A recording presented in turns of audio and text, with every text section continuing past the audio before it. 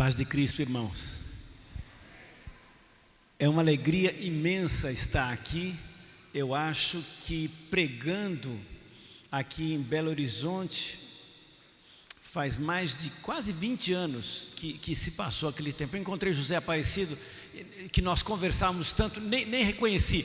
Ele foi gentil e também não falou que não me reconheceu, porque o tempo não tem sido muito gentil comigo, pelo menos. Mas é muito bom ter esse momento de rever os irmãos e, olhando daqui, eu tenho uma visão privilegiada. Me recorda uma coisa que ainda não aconteceu. Apocalipse capítulo 7, verso 9. Depois dessas coisas eu olhei e vi grande multidão que ninguém podia enumerar.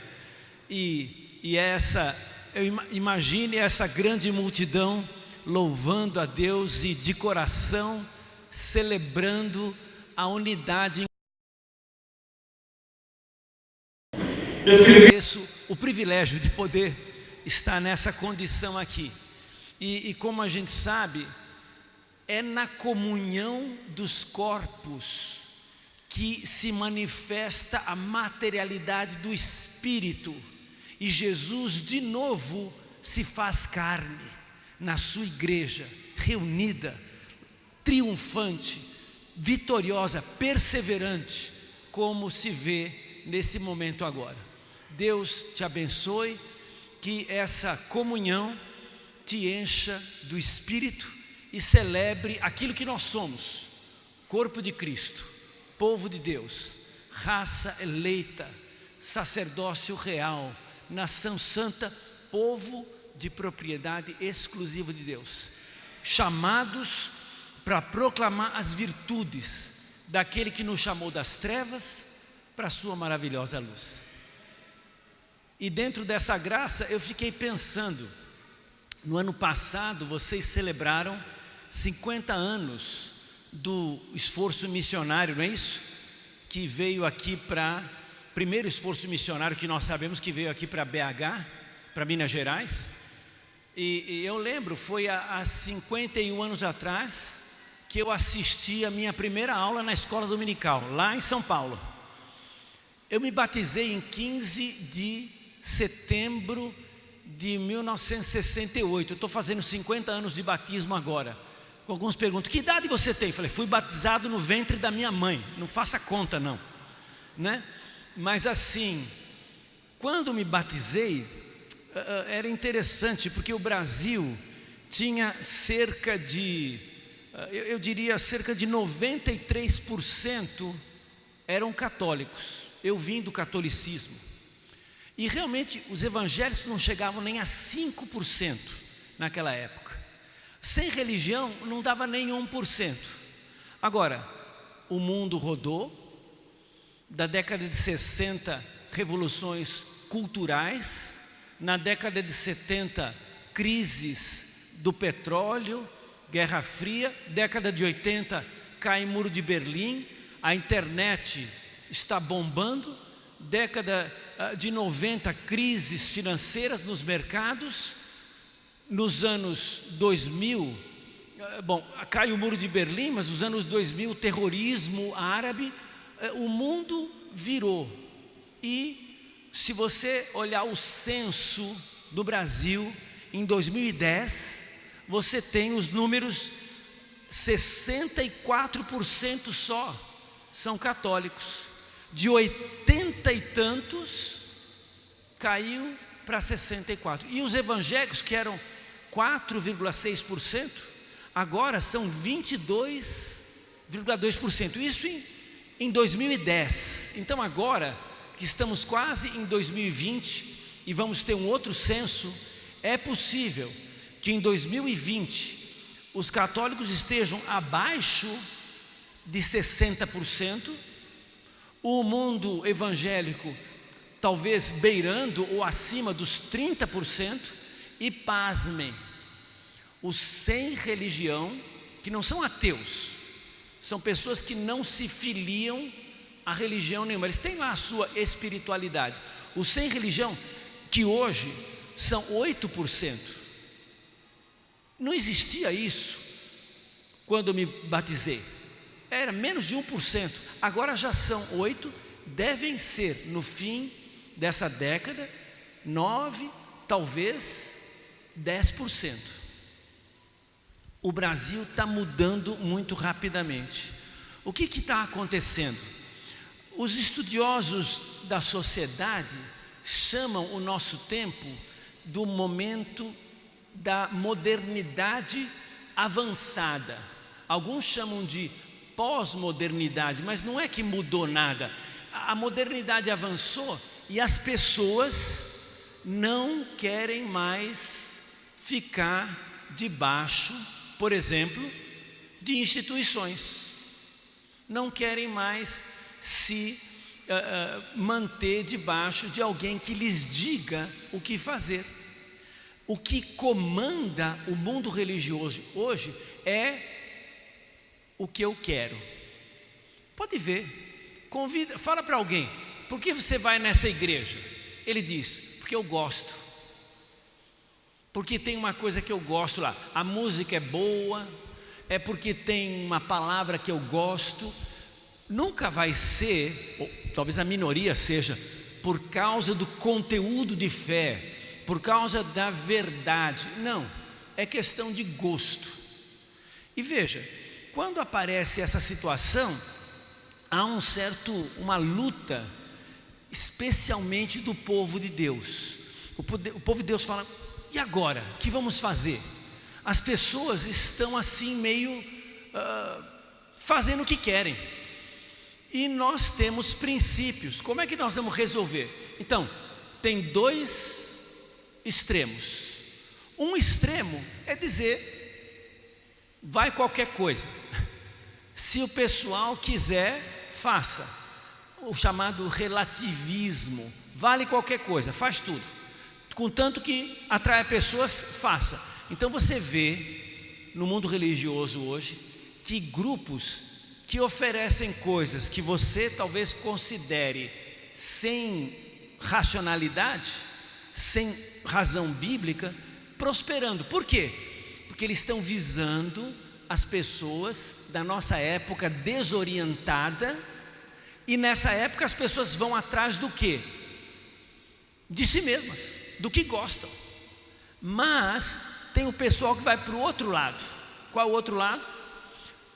Aquele grupo que fica cada vez mais rígido, cada vez mais duro, cada vez mais fechado, dizendo, é só do meu jeito. E o pessoal costuma xingar, é um xingo, dizer são os fundamentalistas, são os caras que não abrem mão de nenhuma das suas posturas. Então, fica uma turma aceitando qualquer coisa, e fica uma turma brigando em coisas pequenas, em cada detalhe, até do corte de cabelo. Então, onde a gente fica nisso?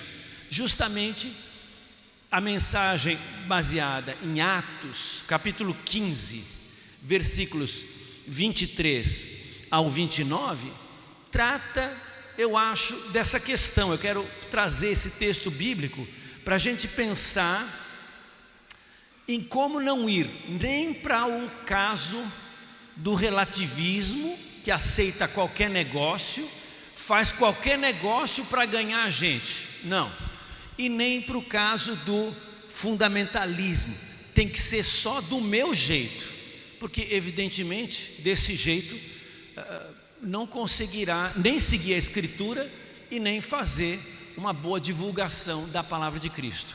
Esse texto aqui foi criado, Atos, capítulo 15, versículos 23 até o 29, é uma epístola, é uma carta. Nós temos as cartas do Novo Testamento, né? A começar de Romanos até a cartinha de Judas, são muitas cartas. Mas esta aqui é uma carta, perdida aí no meio do livro de Atos. É uma carta dos irmãos de Jerusalém para os irmãos de Antioquia, porque tinha surgido um problema. Qual era o problema? Uns irmãos lá da Judéia, lá de Jerusalém, vieram para a igreja de Antioquia, igrejas irmãs, relacionamento intercongregacional, igrejas com autonomia, mas com fraternidade e com a mesma doutrina. Então eles vieram e começaram a dizer: oxe, isso é lá no Nordeste que a gente fala, né? Aqui não fala oxe, né? Oxe, esses irmãos aqui em Antioquia estão esquisitos. Lá em Jerusalém, todo mundo é circuncidado, todo mundo segue a lei de Moisés. Como é que vocês aqui vivem desse jeito? Tem que ser igual à igreja lá, vamos padronizar. Aí Paulo e Barnabé disseram: não, peraí, nós conhecemos. Barnabé disse: eu sou de lá, de Jerusalém, eu conheço.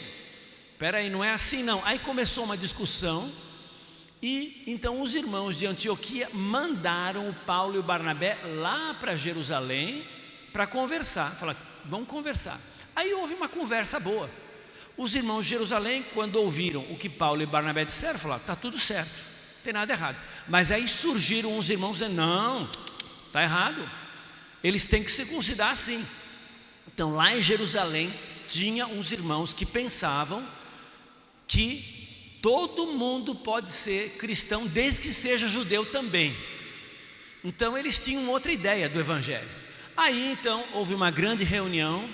Falou primeiro o Pedro, depois falou Paulo e Barnabé, finalmente falou o Tiago, o irmão de Jesus, e fecharam a questão. Falaram: não tem que exigir nada dos gentios, mas vamos escrever uma carta e pedir um favor para eles. E essa é a carta. Eu acho bonito, olha aí no versículo 22. No verso 22 diz: os irmãos, tanto apóstolos como presbíteros, aos irmãos gentios em Antioquia, Síria, Cilícia, saudações. Gosto da carta porque é uma carta de irmão para irmão. Essa é o que nós devemos pensar sobre as nossas comunidades cristãs. Qual é o relacionamento entre as igrejas? Somos irmãos, somos iguais, somos filhos do mesmo Pai. Deus é nosso Pai, logo somos todos irmãos. Como Deus não tem sobrinho, ninguém é primo. Como Deus não tem neto, então todo mundo é igual, todo mundo é irmão. E nessa irmandade, nessa fraternidade, a gente vê então como eles resolveram os seus problemas. As igrejas estavam ligadas pela fraternidade e pela colaboração. Se você lê o livro de Atos até esse momento, tem obreiros indo e vindo. Vai obreiro para Antioquia, vai obreiro para Jerusalém. Inclusive, vai dinheiro. Se você quer mostrar fraternidade com alguém, sabe o que faz? Põe a mão no bolso e ajuda. É claro, está comprando alguém? Não é isso. Porque o que é o dinheiro? O dinheiro é a sua vida. Como é que você conseguiu o dinheiro? Você ficou trabalhando umas horas da sua vida, você deu horas da vida para conseguir o dinheiro, e agora esse dinheiro representa a sua vida. Você pega e põe a serviço de Deus para alguém. Então, essas igrejas, Antioquia mandou dinheiro para Jerusalém para ajudar numa fome que ia acontecer. Ou seja, essas igrejas se mantinham como igrejas fraternas e cooperantes. Já é lógica a ligação com as igrejas aqui no estado de Minas Gerais, com as igrejas em todo o Brasil. O que nos faz irmãos?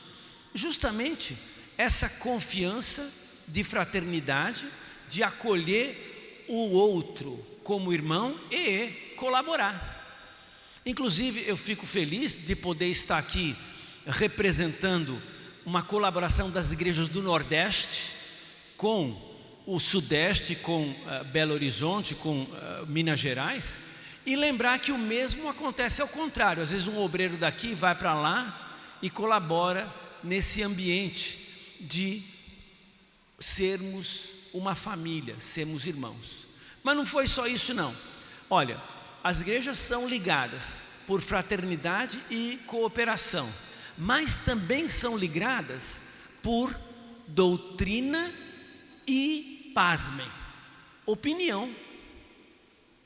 O que os irmãos de Jerusalém pediram para os irmãos em Antioquia envolvia doutrina, mas envolvia também opinião. Deixa eu explicar.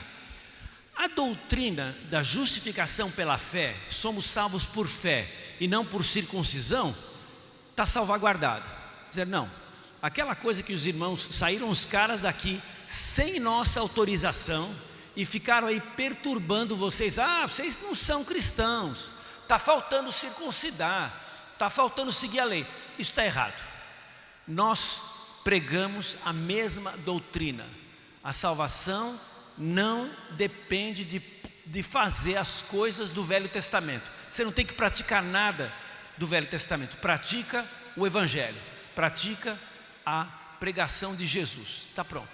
Doutrina, nós concordamos. Mas aí no fim, eles colocaram no versículo 26 até o 29, né? Não, desculpe, 28 e 29, eles colocaram a ideia de que, olha, vou pedir um favor. Você sabe que nós judeus, por mais de 1400 anos, temos um cardápio e uma lei alimentar e uns costumes muito importantes para nós. Então, irmãos gentios, se vocês puderem, por favor, pratiquem Levítico 17 e Levítico 18, 2 capítulos só do Velho Testamento. Nem tem circuncisão lá. O que diz Levítico 17 e 18? É isso aí, olha. Versículo 29, que vocês se abstenham das coisas sacrificadas a ídolos, bem como do sangue, da carne de animais sufocados e da imoralidade sexual. Quatro coisas que são, na verdade, o esboço de Levítico 17 e 18. Por quê?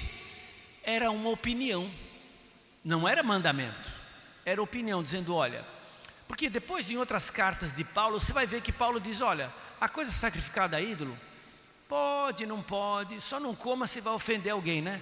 Paulo vai relativizar isso, mas nesse momento os irmãos pediram, e a beleza é que os irmãos de Antioquia acataram, e Paulo depois leu esta carta em lugares que ele foi. O que é isso? É o seguinte, irmãos, nós, da nossa fraternidade, somos unidos na doutrina, mas vai ter um momento em que para esse irmão aqui é doutrina e para mim é opinião. Aí vai sair faísca, não vai?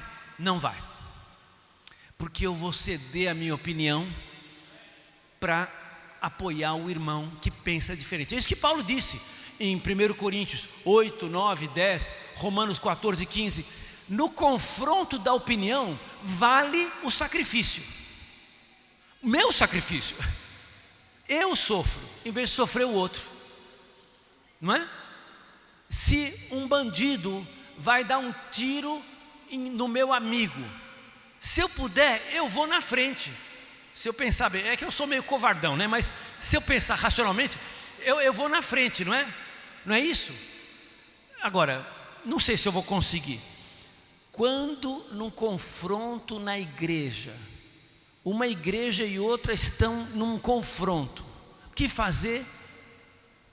Vamos para a cruz, vamos nos sacrificar, porque senão, irmãos, a gente fala, somos unidos na doutrina, na opinião nós temos liberdade, é verdade, somos livres na opinião, mas quando esse limite entre doutrina e opinião ficar muito difícil de saber onde é que eu não vou perder a irmandade por isso, entendeu? O meu irmão é meu irmão, Jesus morreu na cruz por ele, Jesus é o salvador dele, então eu não vou destruir a obra de Deus por um assunto que eu posso resolver me sacrificando um pouco.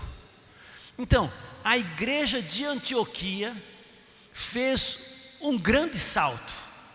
Eles não precisavam praticar Levítico 17 e 18. É Velho Testamento, já era.